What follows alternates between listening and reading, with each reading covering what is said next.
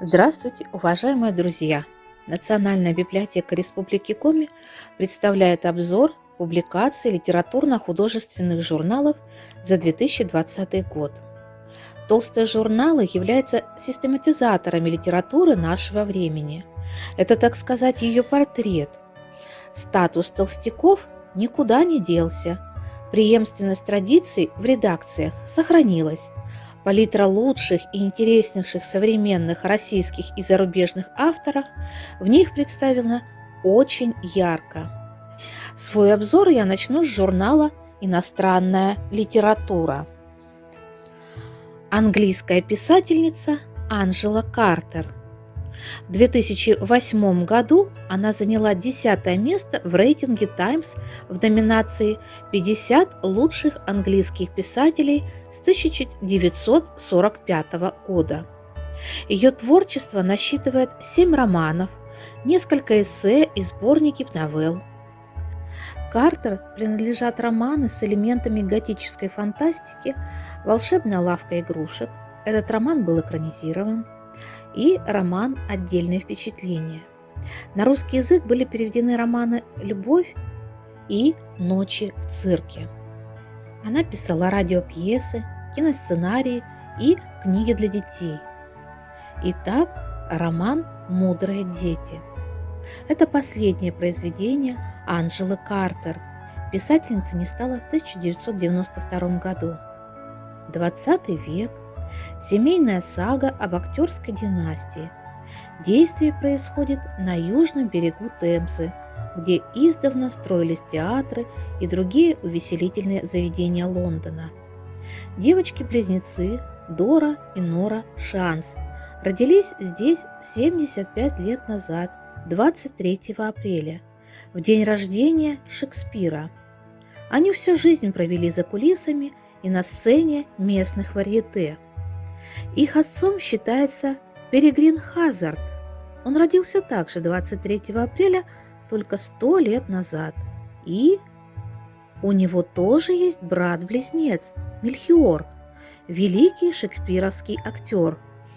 Он настоящий отец Доры и Норы. Это, как вы уже поняли, завязка к любимой шекспировской теме близнецов и путаницы с ними. «Мудрые дети» – это история, наполненная символами, отсылками к Шекспиру и скачками во времени почти во всего XX века. Еще роман из журнала «Иностранная литература» – это уже номера 5 и 6. Его автор Щепан Твардах, польский писатель и публицист. По образованию он социолог, философ, знаток селезского языка и культуры. В настоящее время Твардах – один из самых многообещающих польских писателей. Его произведения отличаются выразительностью и логичностью, но при этом необычной и сложной конструкцией. Твардах все время балансирует между реальным и фантастическим, психологией и реализмом, настоящей и альтернативной историей. Итак, роман «Вечный Грюнвальд». Он считается в Польше литературным открытием. Он был отмечен литературной премией имени Йозефа Мацкевича и номинирован на премию «Гарантия культуры». Жанр романа – историческое фэнтези. Краков, конец XIV века. Герой романа – отверженный с рождения, поскольку он плод мимолетной связи короля Казимира Великого и 14-летней горожанки, оказавшейся на самом дне общества. Ее сын одарен сверхъестественной способностью многократного умирания и воскрешения во множественных мирах истории. События романа происходят то в Средневековье, то в недавнем прошлом, то в будущей фантастической цивилизации муравейники, где разумное существование текает в гигантских мыслящих лабораториях, работающих на соляном растворе и содержащим интеллект великих ученых. Еще интересный роман почти тоже на историческую тему, но это уже 70-е годы XX века. Автор Марио Роберто Моралес и его роман «Обрахи. Иностранная литература. Номер 4. 2020 год». Моралес родом с Гватемалы, учился в университете на факультете филологии и философии. Он действительно член Гватемальской академии языка, член-корреспондент Испанской королевской академии, писатель и журналист. Моралес – выдающаяся фигура современной латиноамериканской литературы. Роман «Обрахи» – это был первый литературный опыт писателя. Еще в 1971 году он занял первое место на местном литературном конкурсе, но затем его рукопись была утеряна, и только ее копия была найдена лишь через 40 лет, в 2010 году. Роман написан по так называемой договоренности с другом и коллегом Луисом де Леоном. Было решено, что структура их романов должна быть цикличной. Луис де Леон написал от лица индейцев. Роман называется «Время начинается в Шибальбе». На долю Роберто Моралеса досталась ладина – белое население Гватемалы. В заголовок произведения было вынесено название деревни Обрахи, откуда родом главный герой книги – президент маленькой страны в Южной Америке. Это история мальчика Гуича, который становится президентом республики.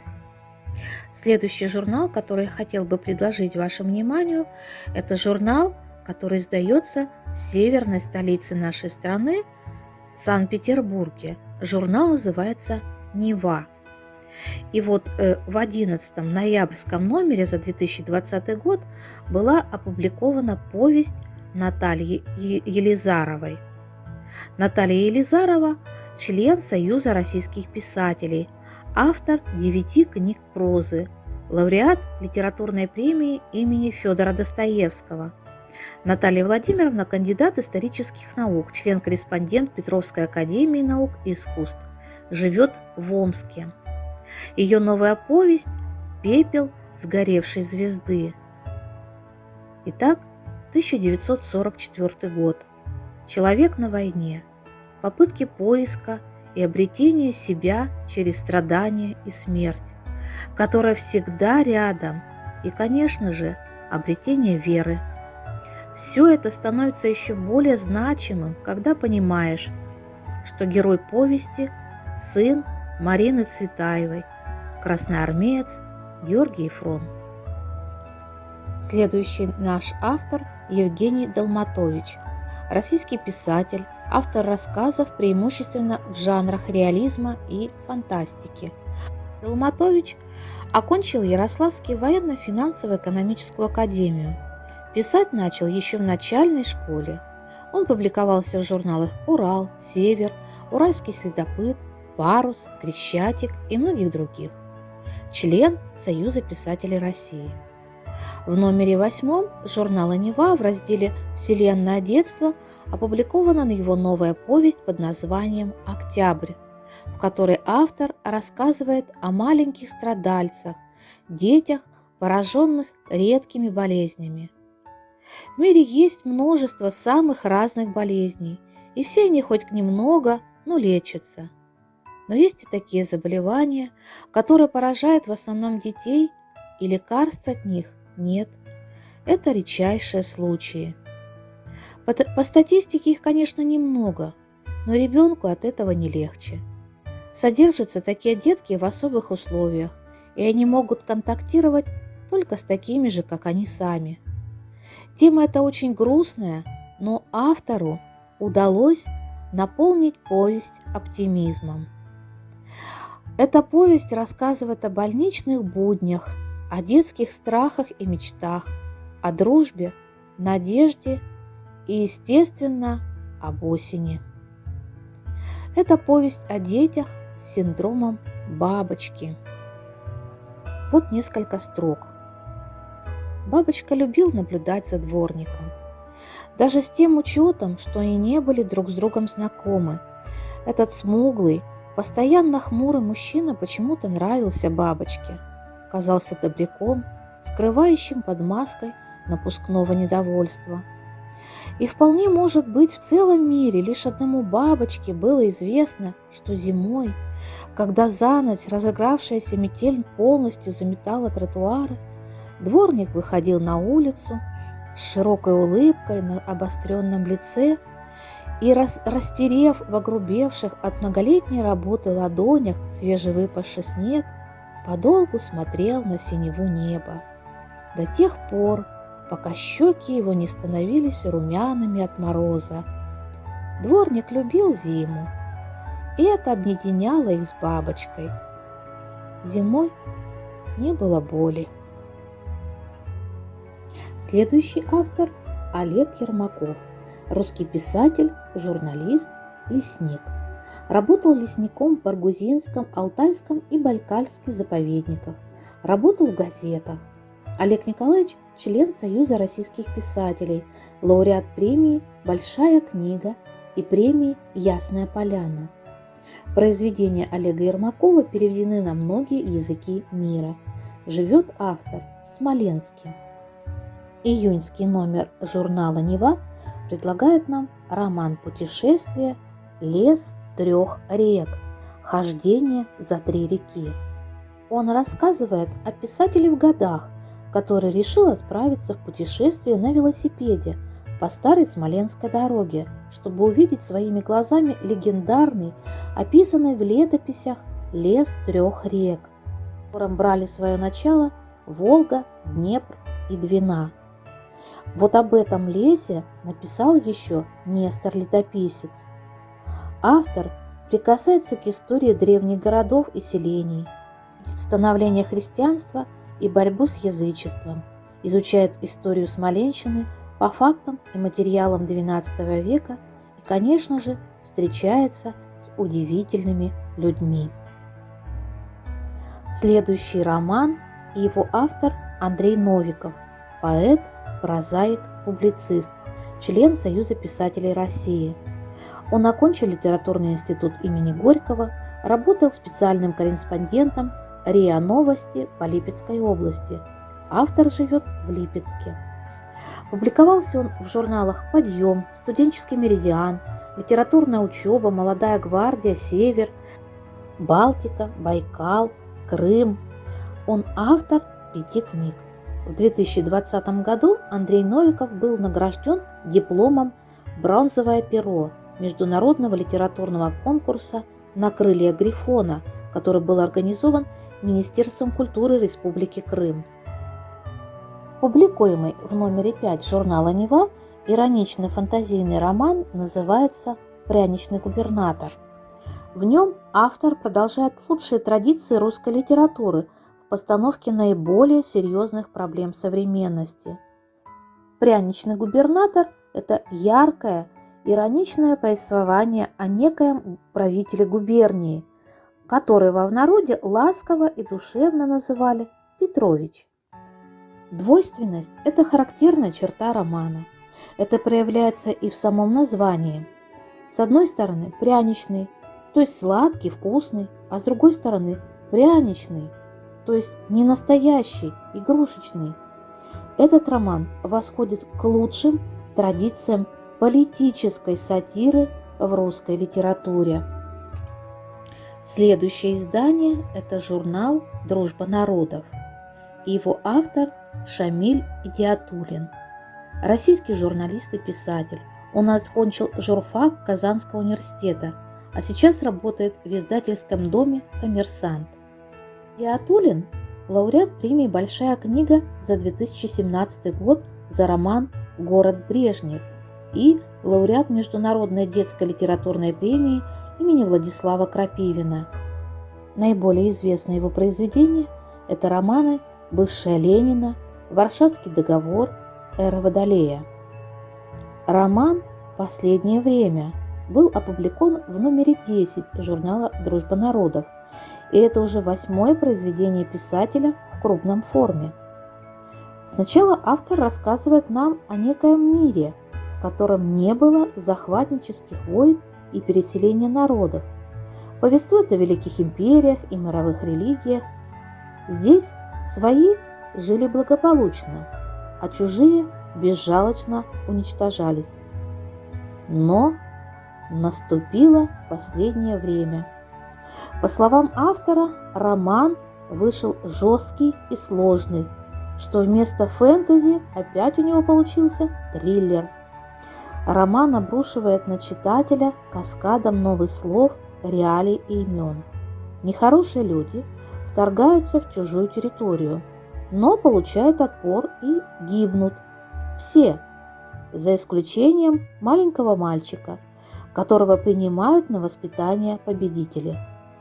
Читатель оказывается в поселении этих победителей аборигенов, которые называются мары.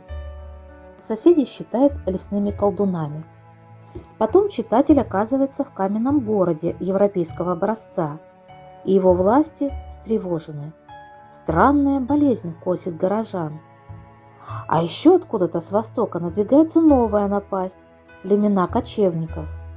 И чтобы им противостоять, надо проникнуть в недоступные земли Мары и там закрепиться. Вот исторический момент, запечатленный в этом романе, бесспорно узнается. Автор переносит нас в эпоху великого переселения народов. Роман «Последнее время» – это самый интересный за последние годы опыт переосмысления жанра фэнтези. Ну и еще, конечно же, этот роман просто замечательное чтение, волнующее и увлекательное. Следующий автор – Максим Гуреев, прозаик, сценарист, журналист, режиссер документальных и художественных фильмов. Он автор и режиссер более 50 документальных фильмов, призер отечественных и международных кинофестивалей. Дебютировал как прозаик еще в 1997 году с повестью «Калуга-2». Печатался в журналах «Октябрь», «Дружба народов», «Искусство кино», «Новый мир». Он автор 3 книг прозы: «Быстрое движение глаз во время сна», «Покоритель орнамента» и «Тайнозритель». В своей новой повести «Синдром Капгра» Максим Гуреев описывает нам довольно редкое отклонение человеческой психики, как синдром Капгра. Этот синдром известен как еще бред Капгра. Это психопатологическое расстройство, при котором человек убежден, что кого-то из его окружения заменил двойник, или он принимает неизвестных людей за знакомых или родственников. В этой повести мать считает своего ребенка чужим, подмененным. И никакие доказательства не помогают. Ребенок растет в ужасной атмосфере отторжения. Через все это пришлось пройти девочке Жене, героине повести. А еще она хромонога с рождения. И когда новорожденную показали матери, та ее не признала, потому что у ее дочери не могут быть ноги разной длины. Так с первого дня мать считала, что девочка-хромоножка – это двойник ее настоящей дочери, которая где-то живет и не знает о том, что у нее есть настоящая мать, которая ее любит и ищет с ней встречи. Так вот, жизнь отвергнутого ребенка, полное отсутствие любви, оказывает влияние, конечно же, на девочку Женю, и она не понимает, кто она и зачем живет. В этой повести автор предлагает нам подумать о двойственной природе человека. Внутри каждого человека живет некто, повторяющий его действия, слова, поступки с точностью до наоборот. Русский писатель и публицист Иван Зорин. Его не стало совсем недавно, в марте 2020 года. Коронавирус. Он окончил МИФИ по специальности физик-ядерщик, работал научным сотрудником в Академии наук СССР, печатался в журналах «Звезда», «Октябрь» и многих-многих других. Иван Зорин автор 12 книг. Вот как о нем пишет российская писательница Майя Кучерская. Зорин – профессионал. Его муза не знает ни стилистических, ни тематических ограничений. Легко шагая сквозь века, не спотыкаясь ни на диалогах, ни на описаниях, он свободно говоря на любой культурном языке. Античный Рим, Иудея накануне Рождества Христова, Россия времен Александра I, Николая II и Путина. Зорину комфортно в любой эпохе, внятна любая религиозная система. Со всеми он свой, в каждом времени видит свои сочные детали, но каждый раз убеждается, все в том же, ничего не меняется. Я хочу предложить вашему вниманию его роман «Время сомнамбул», который опубликован в журнале «Дружба народов» в номере 5. Этот роман о современной русской деревне, в которой началась эпидемия неизвестной болезни, напоминающей лунатизм. Один за одним жители впадают в сомнамбулическое состояние. Где-то в затерянном медвежьем углу крайнего севера продолжают они привычную жизнь в этом плену сна. Этот роман – предостережение, роман пророчества, который словно написан с натуры сегодняшнего времени. Наш следующий автор – Полина Иванушкина, журналист и писатель, собиратель историй. Она работает в рубрике «Судьба» еженедельника «Аргументы и факты». Она автор-составитель детской книги войны и первого сборника детских дневников, написанных в 1941-1945 годах, получившего премию правительства России в области СМИ. И вот роман Полины Иванушкиной «Забыть река». Он был опубликован в журнале «Дружба народов» номер 4. Ребенок посреди войны. У нее ни имени, ни памяти, ни корня. Только лишь украденные звуки, из которых прорастает судьба. Она собирает сама себя, принимая в свои руки чужое уходящее время. Девочка, женщина, старуха. Героиня романа «Забыть река» Тата Тутина, которая строит себя из рассыпанных кирпичиков чьих-то радостей, потерь и любви. И в последнем вагоне своей истории она, наконец, обретает собственное имя и прощение. Имя я украла. И никакой Натальи Сергеевны Тутиной не было бы, если бы в первое военное лето в детском эшелоне, шедшем на восток, не умерла Тата.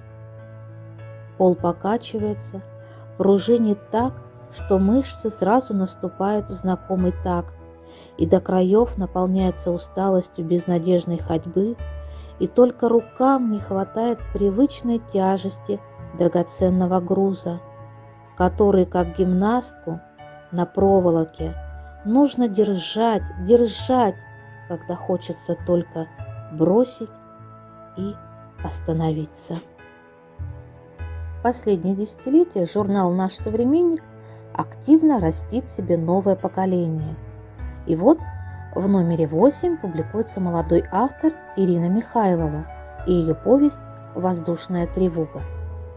Ирина Михайлова родилась в подмосковном городе Люберцы, окончила литературный институт и работает учителем русского языка и литературы.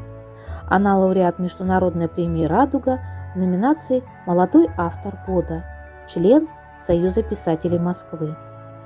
Ее новая повесть «Воздушная тревога» вошла в лонг-лист литературной премии «Лицей».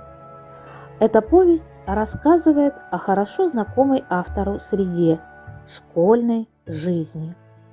И она очень динамична и увлекательна.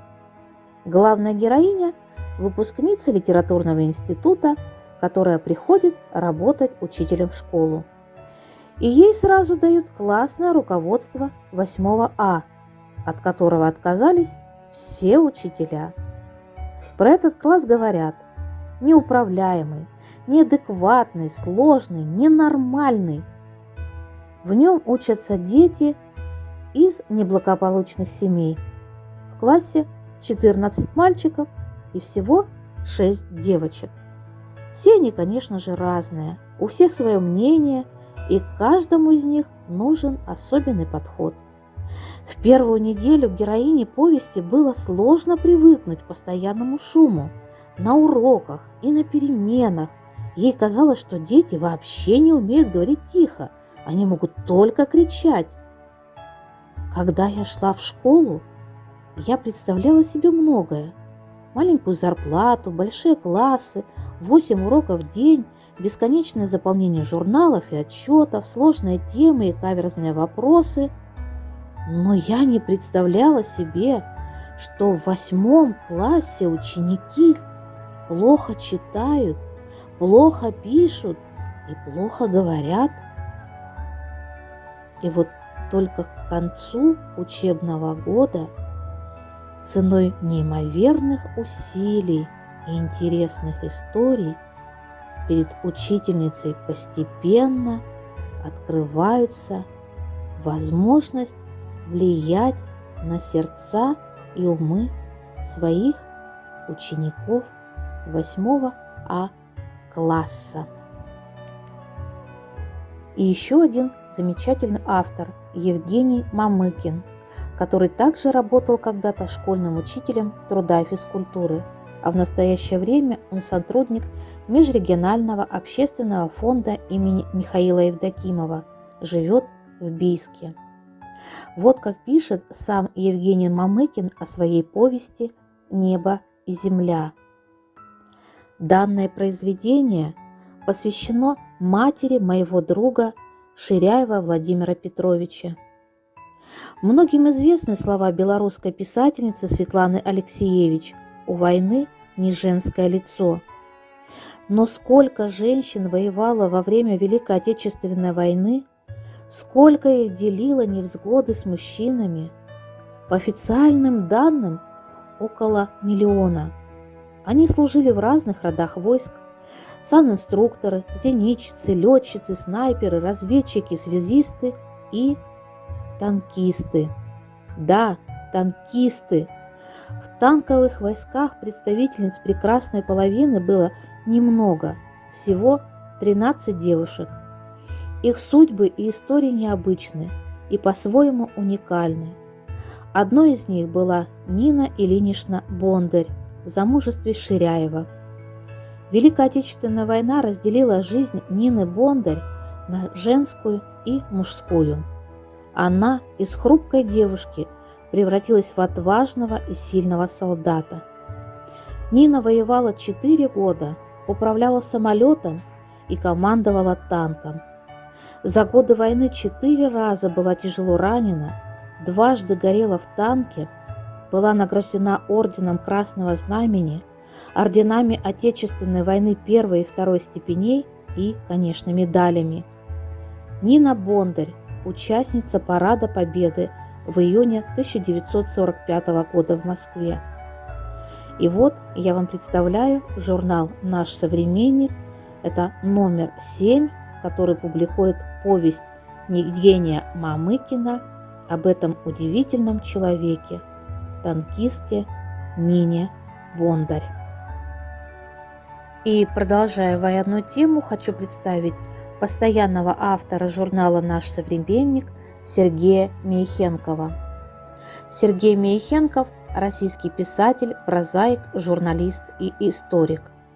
Он по праву может считаться летописцем героев Великой Отечественной войны. Под его пера вышло более 25 книг на военную тематику, как документального, так и художественного плана. Сергей Мейхенков – автор серии романов о подольских курсантах, биограф полководцев Жукова, Конева, Рокоссовского. Книга «Берлин-45», главы из которой напечатаны в номере 5 нашего современника, необычна. Дни и ночи последнего штурма города показаны в ней через судьбы его участников, солдат и генералов, командиров корпусов и рядовых разведчиков, танкистов и пехотинцев. Некоторые герои книги прошли войну от западной границ Советского Союза до Москвы, а затем через Смоленщину, Белгородчину, Донбасс, Белоруссию и Польшу до самого Берлина. Миехенков вводит в оборот многие малоизвестные и неизвестные широкому читателю документы, которые во многом по-новому позволяют взглянуть на нашу историю. Друзья, теперь хочу предложить вам кино в рассказах автора Алексея Слоповского. Эта публикация уже в журнале «Знамя» в номере 9 и называется «Авария». Алексей Слоповский – писатель, драматург и сценарист, член Союза российских писателей и Союза театральных деятелей. Он написал сценарии ко многим художественным фильмам, среди которых «Остановка по требованию», «Ирония судьбы», «Продолжение», «Пятый угол», «Участок», «Заколдованный участок». Кино в рассказах под названием «Авария» – это цикл рассказов об одном событии, показанном глазами разных героев. Цикл этот действительно вполне мог бы переработан в киносценарий, ведь аварию, в которой попало множество автомобилей, это тот момент, когда резко меняется множество судеб. Точнее, такое может случиться, но не обязательно и не со всеми. Слоповский интригует, шутит и преувеличивает. «Авария» – это галерея современных российских комедийных масок, а рассматривая их, увы, не везде хочется смеяться. Следующий наш автор – Эльза Гильдина, прозаик, которая родилась в Башкирии. Она окончила в ГИК мастерскую документального и научно-популярного кино. Она участник и победитель различных российских кинофестивалей, публиковалась в журналах «Сибирские огни», «Октябрь», «Юность», лауреат премии журнала «Сибирские огни» в номинации «Новые имена». Итак, ее повесть «Малайка», которую напечатал журнал «Знамя» в номере 4. Эта повесть рассказывает нам о 60-х годах прошлого XX века. Интеллигентный и застенчивый мальчик Ян Гали пишет роман. Но поделиться замыслом ему не с кем, он очень одинок. И для развития сюжета своего романа ему очень нужны письма Натальи Гончаровой к Пушкину. Зачем? Об этом знает только сам юный автор. «Бойтесь своих желаний, они имеют свойство осуществляться», гласит мудрость. И знакомство с реликвией такого масштаба повлекло, конечно же, за собой развитие криминальной линии сюжета повести «Малайка». Желание исполнилось, но за него пришлось заплатить жизнью. Журнал «Звезда» представляет нам российскую писательницу Евгению Басову. Она член Союза писателей России, журналист и педагог. Автор книг «Эй, рыбка», «Подросток Ашим», «Следы», «Наша земля дышит». Евгения Владимировна – лауреат литературной премии имени Маршака и лауреат Всероссийского конкурса «Книгуру». В ее рассказах и повестях, которые автор пишет для детей и подростков, затрагиваются совсем не детские темы – одиночество и бесприютность, непонятность, предательство и внутренняя жестокость. Эпиграфом к ее новой повести «Аист над глубокой водой» стали слова из забытой народной песни: «Большая птица сверху всю землю оглянет, всю землю с горами и реками, увидит, где счастье наше лежит, и про то нам не скажет». В этой повести можно задать самому себе вопрос: как определить, счастлив ты или нет? Главная героиня Ирина пережила многое за свою жизнь. Раннюю смерть мужа, воспитание в одиночку 3 детей, собственную болезнь. И это все для того, чтобы понять, что такое счастье, и что жизнь ей дана второй раз. Она вспоминает своих близких, переломные моменты истории страны. Это, конечно, 2 войны, гражданская и Великая Отечественная. Это история присоединения Западной Украины к Советскому Союзу. Повесть еще раз заставляет нас задуматься о том, насколько хрупкими является жизнь человека и мир на нашей планете. А теперь я хочу вам представить рассказ, который вошел в топ самых востребованных публикаций электронной библиотеки «Журнальный зал» за 2020 год. Ее автор Эдуард Кочергин, выдающийся театральный художник. Лучшие спектакли Товстоногова, Додина, Гинкаса оформлял именно он. А уж биография такой точно нет ни у одного из его коллег. Эдуард Кочергин – сын врагов народа, отец русский расстрелян, мать полячка отправлена в лагерь и после войны только освобождена. Он с 4 лет узнал, что такое сталинская школа воспитания. Это, конечно же, детприемники НКВД. В 8 лет Эдуард Кочергин бежал с поездами, идущими с фронта, добирался из Сибири в Ленинград, чтобы найти там единственного родного человека – мать.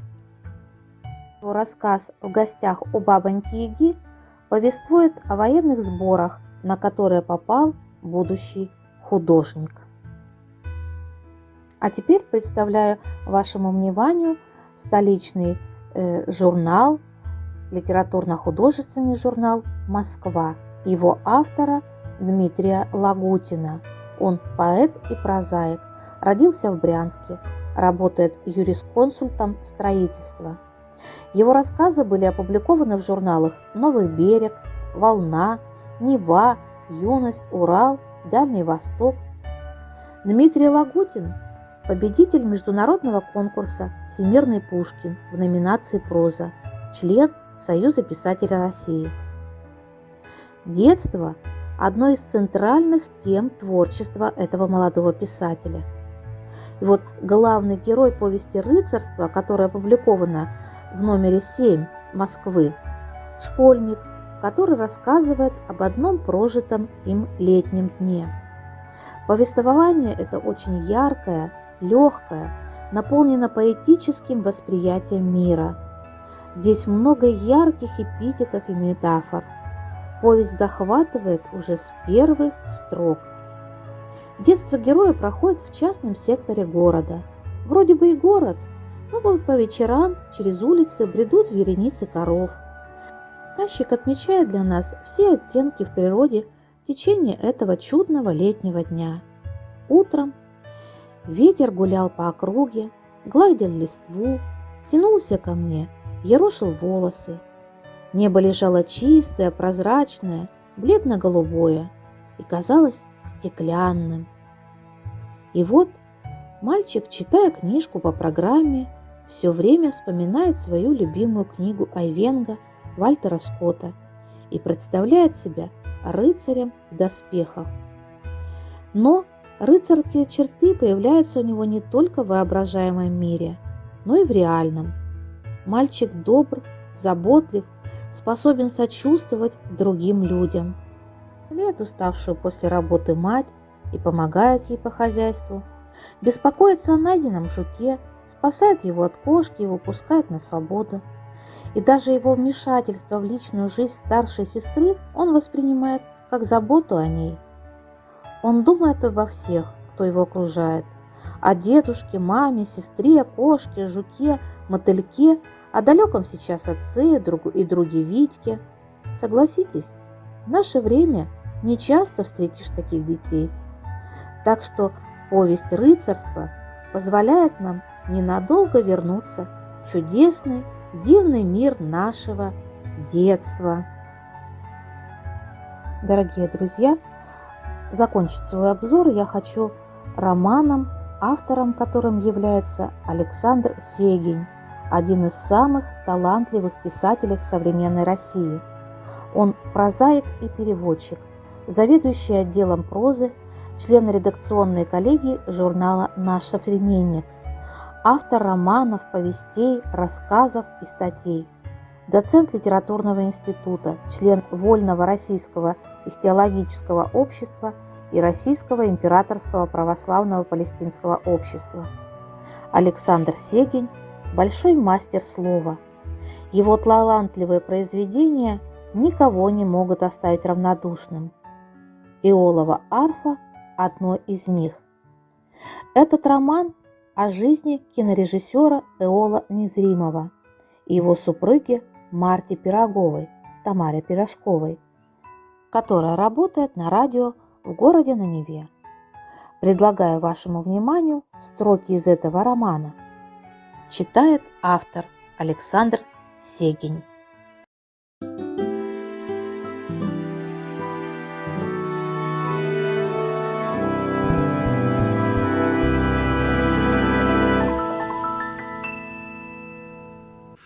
Мой роман «Иолова арфа» начинается с того, что главный герой, кинорежиссер Эол Незримов, умирает у себя на подмосковной даче в 88-летнем возрасте, окруженный почетом, прославленный. Но самая главная беда в том, что он умирает за один день всего до золотой свадьбы. И его любимая жена по имени Марта, которую он любовно называл всю жизнь Иолова арфа, в некоем даже таком полубезумии от горя пытается как-то его воскресить. Она его одевает в лучшие одежды, которые приготовлены были как раз для золотой свадьбы, усаживает перед огромным плазменным экраном, включает компьютер и начинает показывать все фильмы Эола Незримова, с самого первого до самого последнего. То есть какое-то мистическое действие, которое, как она полагает, способно его оживить. Так начинается огромная ретроспекция жизни и творчества этого человека, Эола Незримова, который в любых исторических ситуациях старался оставаться верным самому себе, а главное – классическим принципам искусства. И всю жизнь он борется против антиискусства, хранит свою принципиальность, и, собственно говоря, за это на него на протяжении его жизни часто валятся все шишки. И при Хрущеве, и при Брежневе, и при Горбачеве, и при Ельцине. Иногда он снова на плаву, потом его гасят и так далее.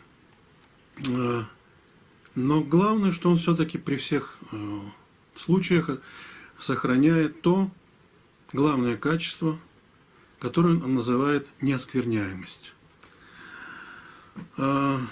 И в определенный момент жизни Незримов совершает одно неожиданное совершенно открытие, что если он снимает кино, и в этом фильме актеры, исполняя роли, погибают или как-то калечатся их судьбы, они становятся инвалидами, то странным образом эти же актеры потом повторяют судьбу своих персонажей. Не все, конечно, но многие.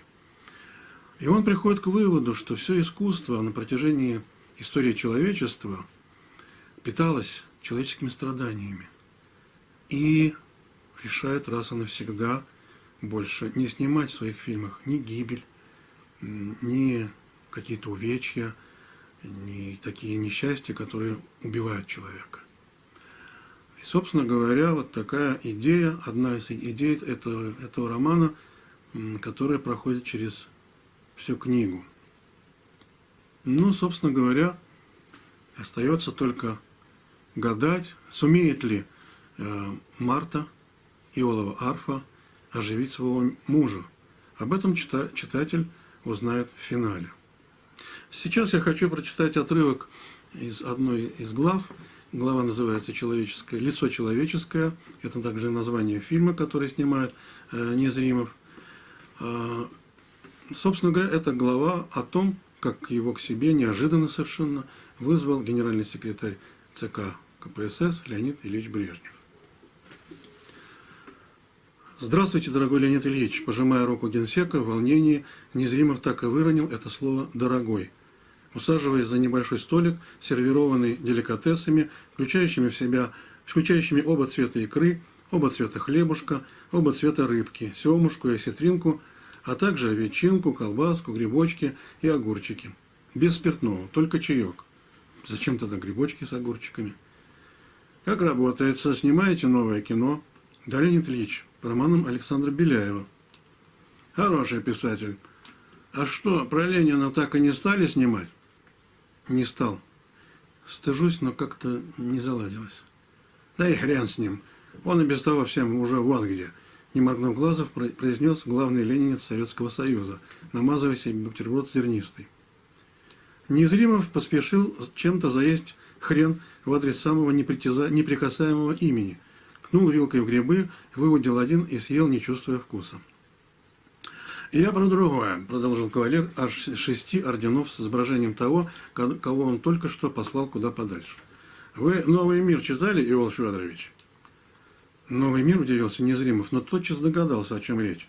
«Ну, конечно, читал», – соврал он, потому что вышедшую во втором номере «Нового мира» «Малую землю» он лишь пролистал. «Вот и хорошо. Ну, что скажешь?» «Сильное произведение». «За это надо выпить», – улыбнулся Брежнев. «Любочка». Тотчас появилась Любочка со столиком на колесиках, уставленным множеством самых разных бутылок. Сам хозяин Кремля налил себе зубровки, Незримов предпочел коньяк. Выпили, закусили. «Ну и как бы вы отнеслись?» – спросил Брежнев, скинув бровь. «К чему?» Незримов не спешил проявлять, что догадался. «Есть книга, есть кинорежиссер, сценариста надо подобрать, или сгодится тот, который вам все сценарии пишет». «То есть вы хотите, чтобы я экранизировал «Малую землю»?» – сглотнул режиссер. «Я вам предлагаю. Мне нравятся ваши фильмы, особенно про блокадный Ленинград». С большой теплотой в голосе продолжал генсек, наливая еще по рюмке себе и Незримову. Они чокнулись и выпили по второй. «А на роль полковника Брежнева, наверное, надо Матвеева?» – спросил Незримов, все еще не веря своему то ли счастью, то ли несчастью. «Это который Макаровна Гульнова играл в «Поднятой целине». «Да, я знаю. Помню, я работал на Байконуре, и там крутили «Поднятую целину». Так меня потом долго на Гульновом дразнили. За сходство». «А он славный», – подумал Незримов, наконец-то сподобившись до черной икры. Налили по третьей. Брежнев произнес тост за великое искусство перевоплощений, каковым является кино. Выпили. От волнения режиссер вдруг слегка поплыл, и совсем внезапно его осенила отмазка. «Леонид Ильич, дорогой Леонид Ильич, я так счастлив, что вы выбрали именно меня. Вот и славненько. Но вы не поверите, но это так. Дело в том, что у моих фильмов есть одна странная особенность. Судьбы персонажей отражаются на судьбах исполнительных ролей. Причем нередко весьма трагически. Вот как? Актер Баритонов играл в моем первом полнометражном фильме роль павшего бойца, и потом его нашли выбросившимся из окна в той же самой позе, в какой он показан мертвым в фильме. Артистка цирка Степнякова играла в том же фильме роль медсестры, которую застрелил финский снайпер. Помню этот эпизод. Вскоре она насмерть разбилась во время выступления. Ишь ты. Моя бывшая жена Вероника Новак играла другую медсестру, Красницкую, которую разорвало бомбой. Спустя годы Вероника погибла в авиакатастрофе, и ее тоже разорвало в клочья. Лев Карпов играл роль генерала Тучкова, погибшего на Бородинском поле, и потом попал под поезд, погиб. И таких примеров я могу перечислить множество. И что же? Брежнев уже нахмурился. Если я буду снимать «Малую землю», там придется показывать гибель наших воинов, и в немалом количестве. Представляете, сколько актеров и участников массовки потом погибнет? Я не понимаю, вы что, шутите? Нисколько, Леонид Ильич. Дорогой Леонид Ильич. Ну ты и гусь, засмеялся Брежнев. Говорили мне, что ты тот еще гусь, а ты и вправду лапчатый. Когда я осмыслил этот странный закон воздействия ролей в моих фильмах на судьбы их исполнителей, я дал себе слово, что впредь ни в одном моем фильме не будет ни убитых, ни покалеченных. Как у Данелии, как у Гайдая. И вообще я с горестью осознал, что мировое искусство и литература питаются человеческим несчастьем в большинстве. У людей горе, а писателям, художникам, режиссерам пища для их творений. Я не могу больше участвовать в этом. Поймите меня, не имею права. Слово себе дал. «Давай выпьем за то, чтобы ты не валял дурака», – сурово произнес Брежнев. «Такие предложения с неба не на каждого сваливаются». Выпили. Незримов поставил на стол пустую рюмку и твердо отчеканил. «Делайте со мной что хотите, но я не имею права снимать, как гибнут люди. Я не шучу. Мои фильмы чудовищным образом сбываются. Леонид Ильич, любой с радостью согласится. А мне посодействуйте. Я давно горю желанием снять кино про Гагарина. А вы, как известно, лично курировали подготовку первого космонавта в космос». «Про Гагарина хочешь?» – заметно подобрел Брежнев. «А роль тогдашнего председателя Верховного Совета там будет?» «Несомненно. И как раз Матвеев по возрасту подойдет», – ликовал Незримов, что, судя по всему, наказание не последует и, быть может, даже дадут снимать про Гагарина. «Ишь ты, подойдет ему», – улыбался генсек. «Ну ты, гусь, ловко малую землю на Гагарина променял. Ну ладно, закусили и хватит. Мне еще работать надо. Это у вас одни фигли-мигли на уме.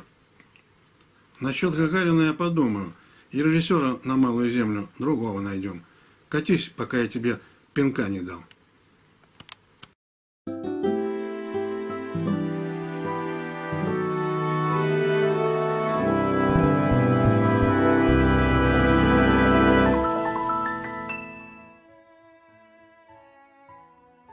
Дорогие друзья, познакомиться с аннотациями публикаций литературно-художественных журналов, которые получает Национальная библиотека Республики Коми, можно на страничке «Литературные толстяки» раздела «Периодические издания» сайта нашей библиотеки.